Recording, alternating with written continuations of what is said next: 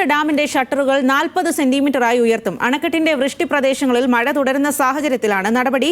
കരമാൻതോട്, പനമരം പുഴയോരങ്ങളിലും താഴ്ന്ന പ്രദേശങ്ങളിലും താമസിക്കുന്നവർക്കും ജാഗ്രതാ നിർദ്ദേശം നൽകിയിട്ടുണ്ട്. വിവരങ്ങളുമായി ലിനറ്റ് വർഗീസ് ആണ് ചേരുന്നത്. ലിനറ്റ്, എന്തെല്ലാമാണ് ഇപ്പോൾ മുന്നറിയിപ്പായി നൽകുന്നത്?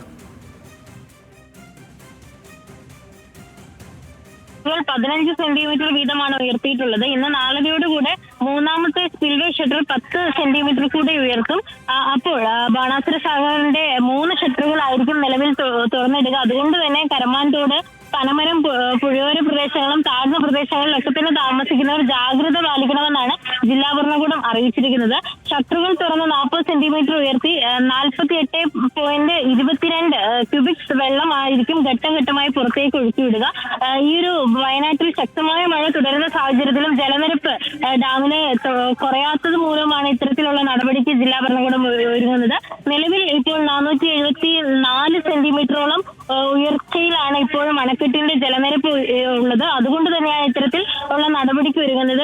വരും ദിവസങ്ങളിലും മഴ കനക്കുകയാണെങ്കിൽ അണക്കെട്ടിൽ ഇത്രയും വെള്ളം വെക്കുന്നത് ഏറെ ബുദ്ധിമുട്ടുള്ള കാര്യമാണ്. അതുകൊണ്ട് തന്നെയാണ് മുന്നൊരുക്കങ്ങളൊക്കെ തന്നെ പൂർത്തിയാക്കിയ ശേഷം ഇത്തരത്തിലുള്ള ഒരു നടപടിക്ക് ഭരണകൂടം ഒരുങ്ങുന്നത്. സ്വാതി.